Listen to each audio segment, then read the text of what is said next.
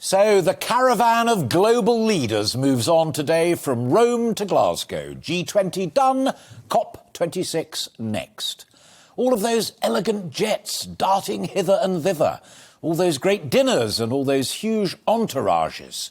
The world's press follows them. Ditto on the jets, fewer fine dinners perhaps, but certainly entourages too, with lots of TV and radio technicians for sure. I was at the first Earth Summit in Rio in 1992.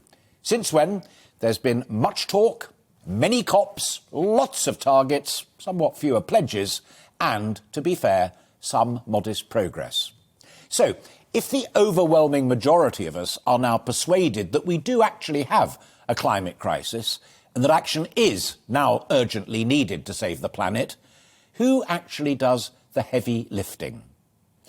The urgency and need for action was recognised in Rio nearly 30 years ago. And here we are, still using the same language. I'm increasingly unconvinced that great gatherings of leaders will crack it. The gag that they produce a lot of hot air talking about climate change, but not enough action, has of course been made by many. The Prince of Wales, however, who you just saw in Simon's bulletin, also hit the nail on the head in his column in this morning's Telegraph. He says the private sector holds the key to real progress if the ambition of curbing climate change is to be achieved. They generate power, they manufacture goods, they sell food, they and their customers are global economic activity.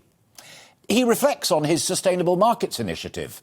He praises the commitment of some 300 CEOs for doing the right thing. He observes astutely, in my view, that their customers now want it too. And finally, he says that trillions of dollars of new investment are needed every year to transition to true sustainability. Now, governments cannot afford that, nor the taxpayers who fund what governments do. Free markets and enterprise can, if the conditions are right. So what governments can do is to help those businesses and give them clear signs of commitment, permanent commitment. Also, as I said yesterday, there is a real fault line between advanced economies like ours in the United States, who can afford to say, we will step up to the plate, we will invest in alternative energy sources, and we will skew our energy production to a more climate-friendly tilt. We can do all of that because we've already achieved economic strength, with, relatively speaking, very high standards of living.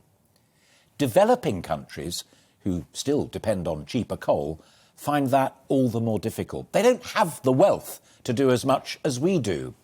But they too want higher standards of living. They want more consumer goods and more economic progress. Developed countries and those like China and India, already at the top table of economies, but still with people living in poverty, do need help, and they need encouragement.